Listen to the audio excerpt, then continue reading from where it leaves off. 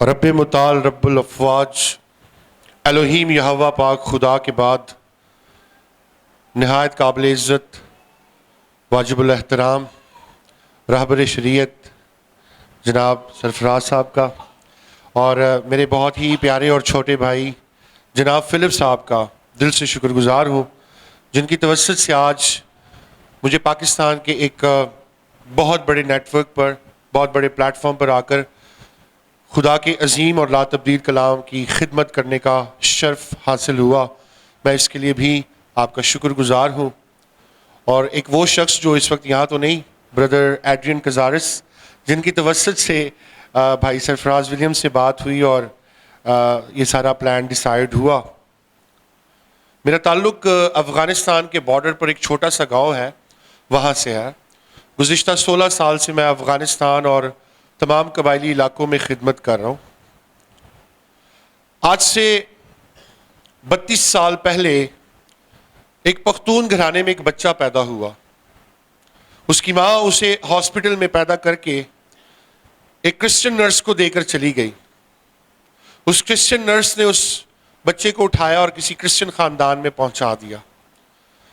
وہ بچہ قد و کامل خون و گوشت میں بڑھا اور کوئی 14-15 سال کی عمر میں جب وہ پہنچا تو اسے پتہ چلا کہ ہی از اڈاپٹیڈ، اور اس بات نے اس کی زندگی میں ایک بہت بڑا نیگیٹو انقلاب برپا کیا۔ وہ اپنے آپ سے نفرت کرنے لگ پڑا، کیونکہ اس کو لگتا تھا اس کی ماں شاید ٹھیک نہیں تھی، اس نے کوئی ایسا کام کیا جس کی وجہ سے اسے ہاسپٹل میں چھوڑ کے چلی گئی۔ اور جب وہ سوسائڈ کرنے جا رہا تھا تو تب خدا نے اس سے پکارا کہ میں نے تجھے غیر قوموں کے لیے چنا ہے۔ وقت گزرا، حالات گزرے، وہ قد و کامل خون و گوشت میں بڑھا۔ خدا نے اسے 11 مختلف زبانوں میں کلام سنانے کا شرف بخشا۔ 2019 میں افغانستان کے اندر خدا نے اسے استعمال کیا اور 19 غیر مسیحیوں نے مسیح کو قبول کر کے اپنا شخصی نجات دہندہ قبول کیا۔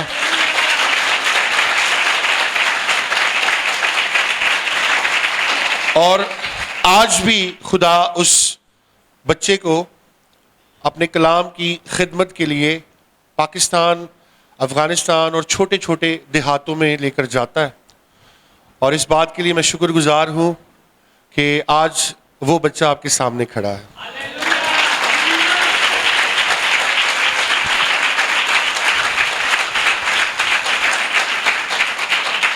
بہت شکریہ۔ میرے بڑے پیارے بھائی عرفان صاحب بھی یہاں پہ موجود ہیں، کافی عرصے بعد ان سے ملاقات ہو رہی ہے۔ باتیں بہت سی ہیں، لیکن آئیں خدا کے کلام کی طرف چلتے ہیں۔ ہم عہد عتیق میں سے بزرگ عزرا کی کتاب، اس کا پہلا پورا باب پڑھیں گے، پہلی آیت سے اس کی 11ویں آیت تک۔ بزرگ عزرا کی کتاب، اس کا پہلا باب اور اس کی پہلی آیت سے اس کے آخر تک۔ عزرا کی کتاب کچھ لوگ ڈھونڈ رہے ہیں، متی تو بعد عزرا کی کتاب۔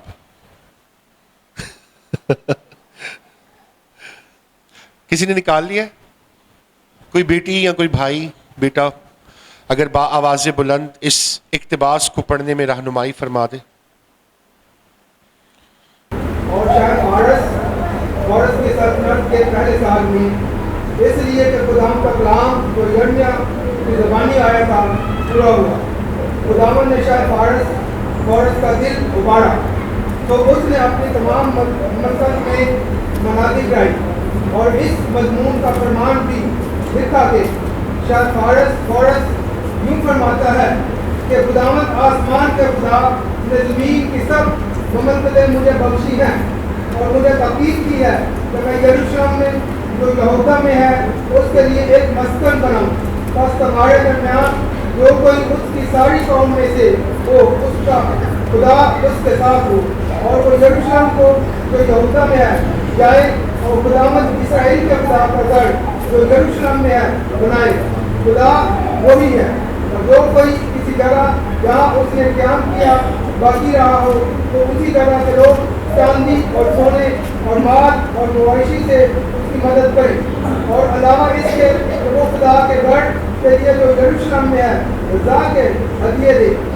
سب یہودا اور بنیامین کے آبائی خاندانوں کے سردار اور بہن اور لاوی اور وہ سب جن کے دل کو خدا نے دوبارہ اٹھے کے جا کر خداوند کا گھر جو یروشلم میں ہے بنائی، اور ان سبوں نے جو ان کے دوست میں کے علاوہ ان سب چیزوں کے جو خوشی سے کی گئی چاندی کے برتنوں اور سونے اور اسباب اور مواشی اور قیمتی اشیاء سے مدد دی، اور عورت بادشاہ نے بھی خداوند کے گھر کے لیے ان برتنوں کو چھڑوایا جن کو نبوت نظر یروشلم سے لے آیا تھا اور اپنے جوڑوں کے مندر میں رکھا تھا۔ ان ہی کو شاہ فارس میں سدانشی مقرادر کے ہاتھ سے لٹکوایا اور ان کو گن کر یہودا کے امیر شیخ اور درد کو دیا، اور ان کی گنتی یہ ہے: سونے کے 30 تھالیاں اور چاندی کی 1000 تھالیاں اور 29 چوڑیاں، اور سونے کے 30 پیالے اور چاندی کے دوسری قسم کے 410 پیالے، اور قسم کے برتن 1000، سونے اور چاندی کے کل ضرور 5400 تھے۔ بستر ان سبوں کو جب اسیر کے لوگ بابل سے یروشلم کو پہنچائے گئے لے آئے۔ اسیری سے واپس آنے والوں کی فہرست ملک کے جن لوگوں کو شاہ بابل آمین۔ پاک کلام کا پڑھا، سنا اور سمجھا جانا ہم سب کے لیے باعث برکت ہو۔ مسیح میں میرے عزیزو، آج جو اقتباس آپ کے سامنے پڑھا گیا، میں آپ سے گزارش کروں گا جب آپ گھروں میں جائیں تو اس پورے چیپٹر کو پھر سے پڑھیے گا۔ آج جس اقتباس کے بارے میں ہم بات کرنے جا رہے ہیں یہ ہے 586 قبل از مسیح، جب خدا کا بندہ بزرگ یرمیہ قوم بنی اسرائیل میں خدمت کر رہا تھا، اور خدا کا بندہ بزرگ یرمیہ نبی، اگر کبھی آپ 8ویں باب کی یرمیہ نبی کے صحیفے کے 8ویں باب کی 22ویں آیت کو پڑھیں تو ایک بڑا مشہور جو آیت ہے کہ کیا جلاد میں روغن بلسان نہیں، کیا وہاں کوئی طبیب نہیں، میری بنت قوم کیوں شفا نہیں پاتی۔ بزرگ یرمیہ نبی کو ویپنگ پروفٹ بھی کہتے ہیں، کیونکہ وہ قوم بنی اسرائیل کے لیے رو رو کر آنسوؤں کے ساتھ دعا کیا کرتا تھا۔ جب اس حوالے کو میں پڑھتا، ہم نے بھی پڑھا ہے، یہ قوم بنی اسرائیل کا بابل کی اسیری میں جانے سے پہلے 586 قبل از مسیح کا واقعہ ہے، جب خدا اپنے بندہ بزرگ یرمیہ کو قوم بنی اسرائیل کے پاس بھیجتا ہے، لیکن قوم بنی اسرائیل خدا کی آواز پر کان نہیں دھرتی، اور ہر بار کی طرح وہ خدا کی آواز کو ریجیکٹ کرتے ہیں۔ پھر خدا اپنے بندہ بزرگ یرمیہ کو کہتا کہ جا اور ان کو بتا کہ تم پر مشکل وقت آنے والا ہے، اور وہ لکڑی کا جوا اٹھائے، اپنے گلے میں اس جوئے کو پہنے قوم بنی اسرائیل کے پاس جاتا اور ان کو بتاتا ہے کہ خدا الوہیم یہوہ پاک خدا نے مجھ سے کہا ہے کہ تم سب پر بہت سخت وقت آنے والا ہے، لہذا اپنے اندر سے ادب معرفت کو نکالو۔ چونکہ بزرگ یرمیہ نبی ایک نبی تھے، اور نبی کی بصیرت میں کچھ چیزیں ہوتی ہیں۔ پہلی بات یہ کہ نبی خود سے نہیں بنتا، ہمیشہ خدا نبیوں کا انتخاب کرتا، بلکہ بزرگ یرمیہ نبی کے صحیفہ میں لکھا ہے کہ وہ ماں کے بطن میں ہی سے ان کو چن لیا جاتا ہے۔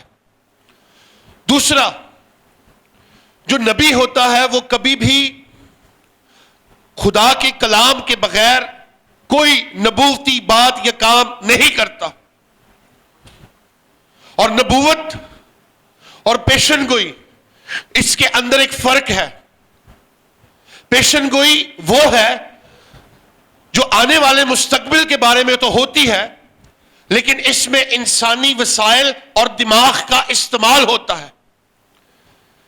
جیسے اکثر آپ سنتے ہیں گرمیوں کا موسم آتا ہے اور خبروں میں بتایا جاتا ہے اتنے دن بارش ہوگی، اتنے دن موسم سرد رہے گا، اتنے دن نمی رہے گی موسم کے اندر، اتنے دن شدید گرمی پڑے گی. سو یہ فورکاسٹنگ جو ہے اس کے اندر انسانی وسائل اور دماغ استعمال ہوتا ہے. لیکن جو نبوت ہوتی ہے اس میں صرف خدا تعالیٰ خود انوالو ہوتا ہے، اور نبی کا کام یہ ہوتا ہے کہ وہ قوم کے ساتھ خدا کے بہاف پہ اور خدا کے ساتھ قوم کے بہاف پہ بات کر رہا ہوتا ہے. سو خدا اپنے بندہ بزرگ یرمیہ نبی کو یہودا اور یروشلیم اور پھر خدا کی اس ہیکل کے بارے میں یہ نبوت اسے دکھاتا ہے کہ کس قدر اس کے ساتھ ظلم ہونے والا ہے. بار بار خدا کا بندہ قوم بنی اسرائیل کے پاس جا کر ان کو تنبیہ کرتا بتاتا ہے، لیکن وہ خدا کی آواز پر کان نہیں دھرتے. دوسری مرتبہ جب خدا کا بندہ پھر ان کے پاس قوم بنی اسرائیل کے پاس جاتا تو اس دفعہ اس نے لوہے کا جوا اٹھایا ہوتا ہے اور وہ ان کے پاس جا کر کہتا ہے، کیونکہ پہلی مرتبہ وہ بزرگ یرمیہ کو رگیدتے ہیں، اس کی حقارت کرتے ہیں اور اس کی بات کو ریجیکٹ کرتے ہیں. خدا کہتا ہے کہ چونکہ انہوں نے تیرے ساتھ ایسا کیا، ان کی سزا دگنی ہو گئی. اور خدا یہ ان سے کہتا ہے چونکہ یہ سخت دل لوگ ہیں اس لیے یہ صرف 70 سال کی میں جائیں گے اور اس کے بعد میں ان کو رہائی بخشوں گا.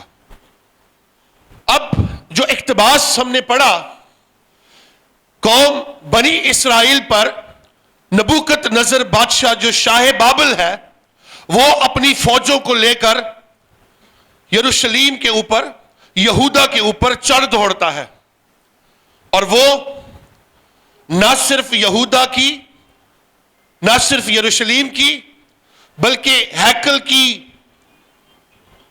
نیست و نابود کر کے اس کی بے حرمتی کر دیتا ہے، اور قوم بنی اسرائیل 70 سال کے لیے اسیری میں چلی جاتی.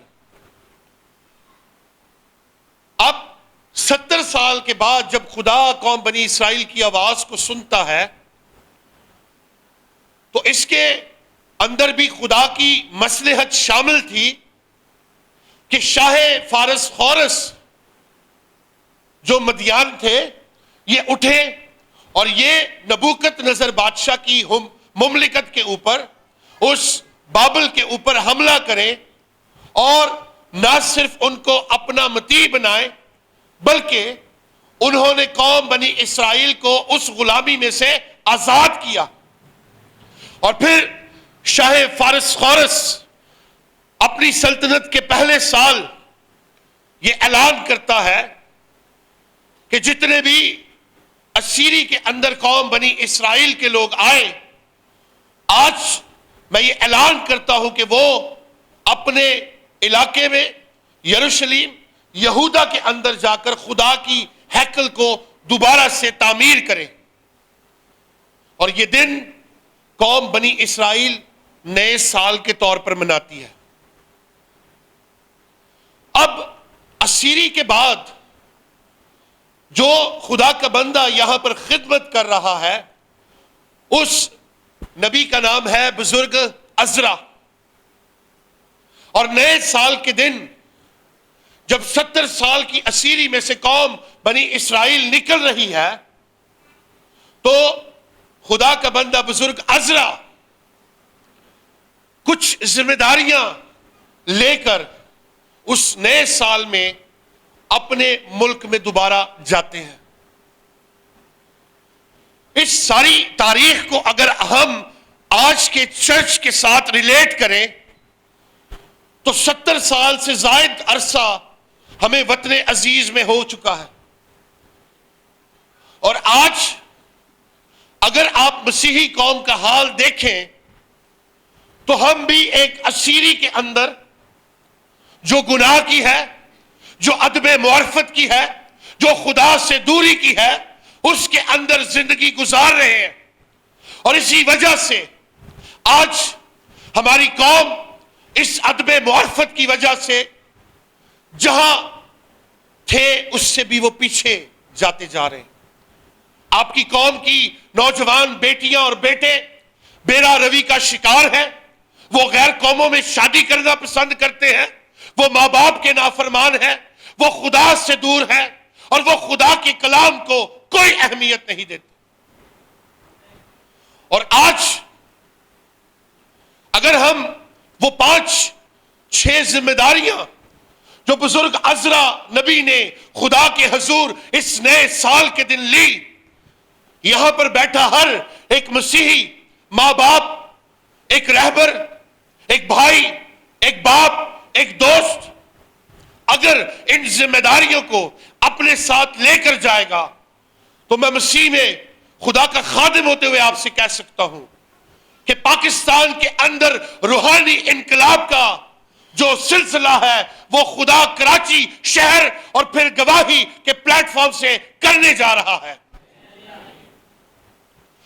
ہم جب پہلے باب کی 5ویں آیت کا مطالعہ کرتے ہیں تو لکھا ہے، تب یہودا اور بنیامین کے آبائی خاندانوں کے سردار کاہن اور لاوی اور وہ سب جن کے دل کو خدا نے ابھارا اٹھے کہ جا کر خداوند کا گھر جو یروشلیم میں ہے بنائے۔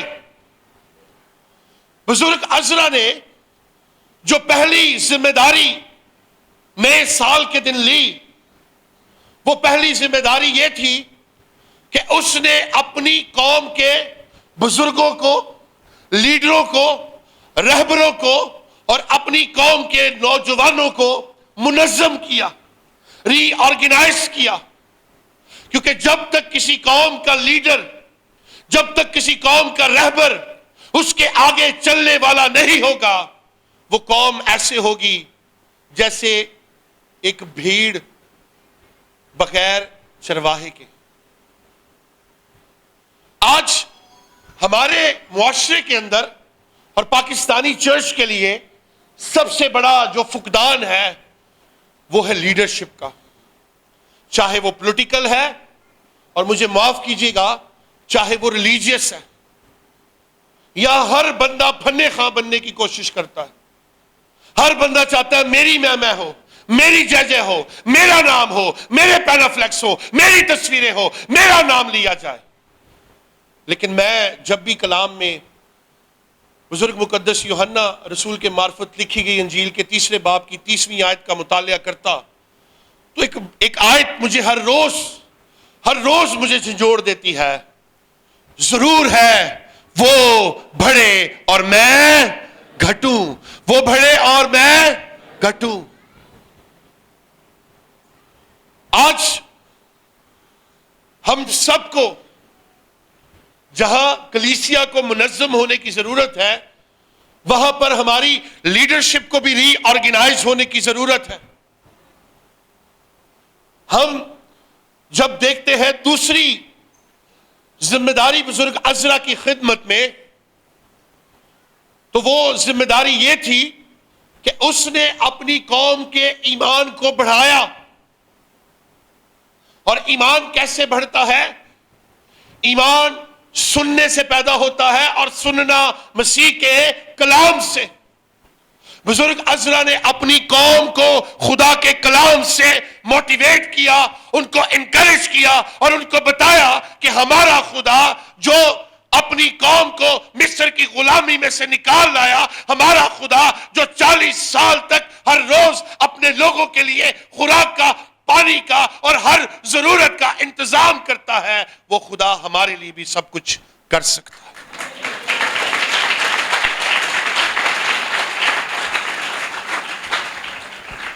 آج اگر ہم ایمان میں بڑھنا چاہتے ہیں تو ہمیں ضرورت ہے کہ ہم خدا کے پاک کلام کے ساتھ کنسلٹ کریں، کیونکہ دنیا میں ایک ہی ایسی کتاب ہے جسے سب سے زیادہ ٹارگٹ کیا جاتا ہے، جس پہ سب سے زیادہ تنقید کیا جاتا ہے، جس پر سب سے زیادہ انگلیاں اٹھائی جاتی ہیں۔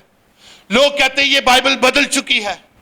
مجھے ایک شخص نے ایک دن پڑوسی تھا، اس نے کہا آپ کی بائبل بدل چکی ہے۔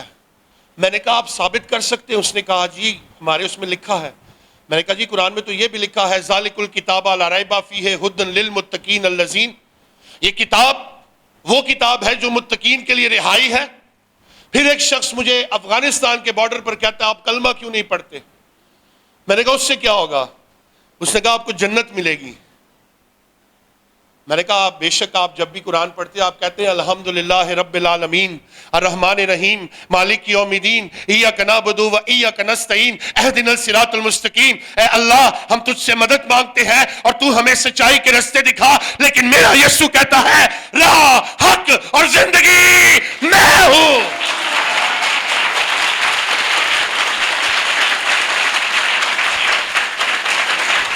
جب کوئی شخص کلام پڑھنے والا ہوگا وہ کبھی بھی کسی داڑھی والے سے اور بغیر داڑھی والے سے کبھی نہیں گھبرائے گا. آمین. بائبل مقدس میں 365 مرتبہ لکھا ہے خوف نہ کھا، اور سال میں 365 دن ہوتے ہیں. ہر روز خدا کا کلام ہمیں کہتا ہے خوف نہ کھا، نہ ڈر، میں تیرے ساتھ ہوں، میں تیرا مددگار ہوں، میں تیرا ہراول ہوں، میں تیرا چنڈاول ہوں، میں تجھے سنبھالوں گا.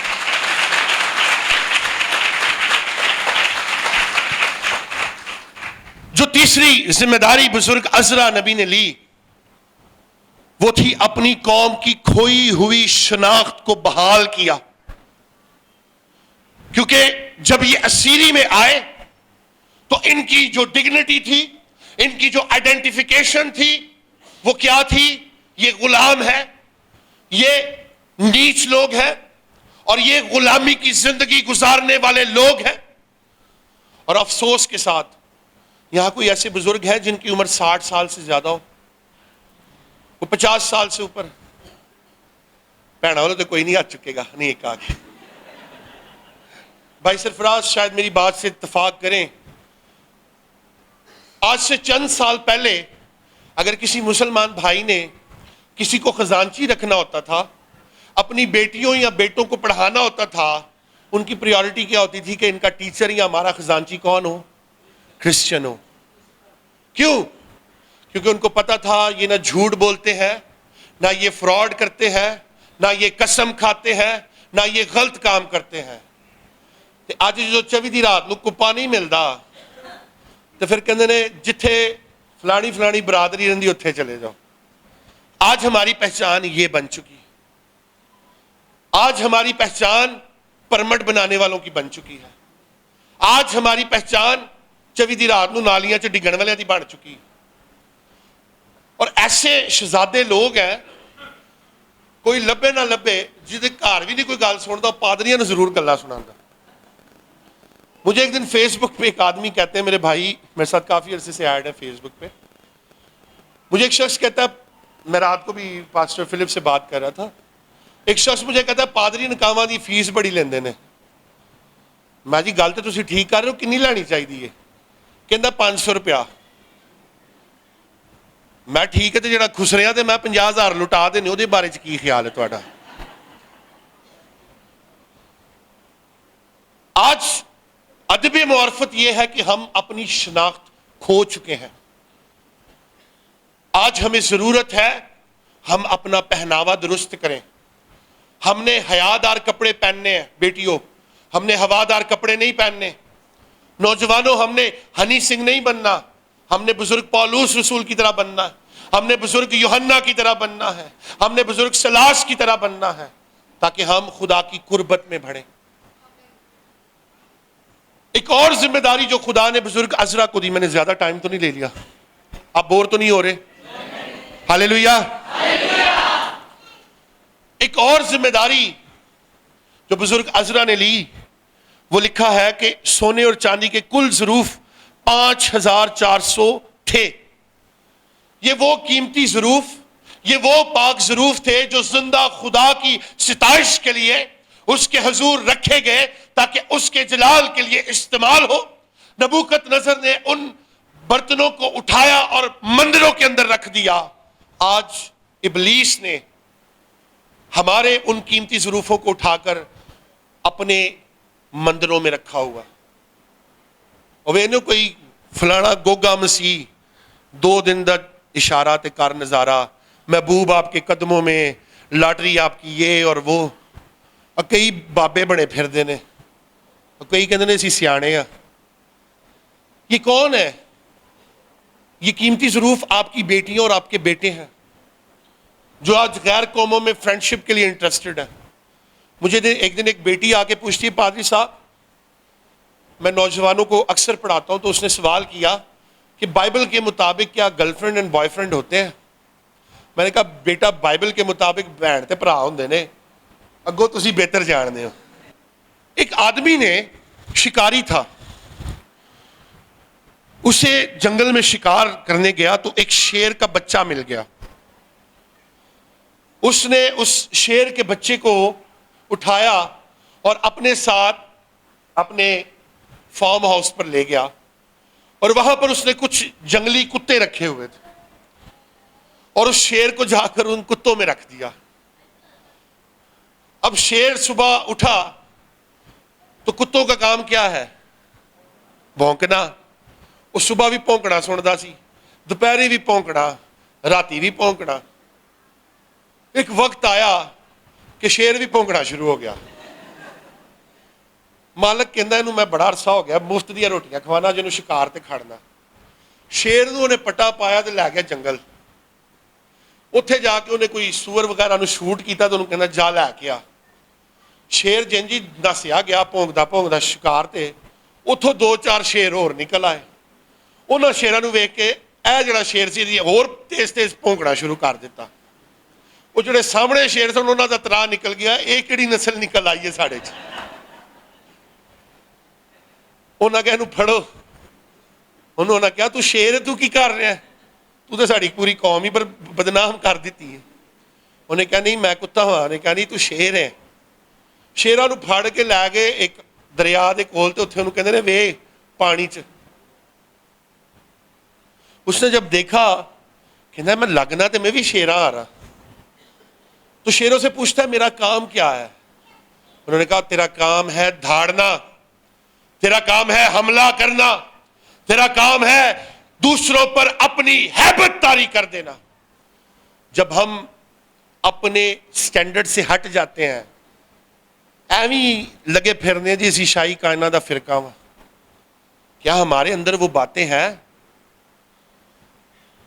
ایمان سے بتائیں، جتھوں گندا نالا شروع ہوندا اتھوں ساڈی آبادی شروع ہوندی ہے کہ نہیں؟ کیوں؟ کیونکہ آج بھی ابلیس ہمارے قیمتی ظروفوں کو استعمال کر رہا ہے جو زندہ خدا کی ستائش کے لیے استعمال ہونے چاہیے تھے، جو اس کے جلال کے لیے استعمال ہونے چاہیے تھے. اور تاریخ بتاتی ہے آخر میں بزرگ عزرا نے خدا کی ہیکل کو تعمیر کیا. آج ہم نے کوئی اس طرح کی ہیکل تو نہیں بنانی، لیکن خدا کا کلام ہمیں سکھاتا ہے کہ تم زندہ پتھروں پر تعمیر کی گئی خدا کی عمارت ہو.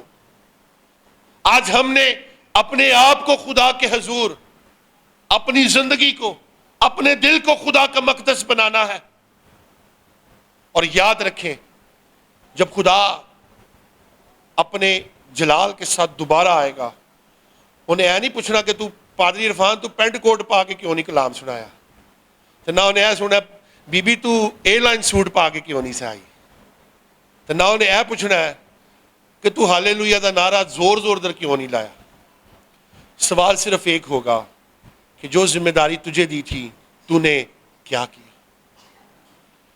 اگر آج ہم بزرگ عزرا کی روح میں کھڑے ہو کر اپنے آپ کو دیکھیں تو یہ ذمہ داریاں ہم سب پر فرض ہیں. آج کے نوجوان اپنے ماں باپ کی قدر نہیں کرتے. ایک عورت جب ایک بچے کو پیدا کرتی ہے تو اس کو کئی ہڈیاں ٹوٹنے کے برابر درد ہوتا ہے، اور وہ ماں باپ جو سارا دن سڑکوں کی خاک چھان چھان کر، دوسروں کی باتیں سن کر، لوگوں کا گند اٹھا کر اپنی اولاد کو سکون دیتے ہیں، وہی بڑے ہو کر کہتے ہیں آپ نے ہمارے لیے کیا کیا. آج ذرا پوچھیں ان سے جن کی ماں یا باپ نہیں ہے یہاں پر، کیا وہ واپس لا سکتے ان کو؟ میں نوجوانوں کو انکریج کروں گا، یہ ماں باپ خدا کی بہت بڑی برکت ہے، اور اگر یہ آپ کے پاس سے چلے گئے یہ دوبارہ کبھی نہیں آئیں گے. ان کی قدر کریں. آپ چاہے جتنی بڑی اونچی آواز میں کلام سنتے یا سناتے ہوں، اب چاہے جتنی غیر زبانیں بولتے ہوں، لیکن اگر آپ عملی طور پر خدا کے ساتھ کھڑے نہیں ہیں تو پھر آپ دھوکے میں ہیں، کیونکہ بغیر اعمال کے ایمان مردہ ہے۔ آج کے کلام کے وسیلہ سے خدا آپ سب کو بڑی برکت دے۔ God bless you.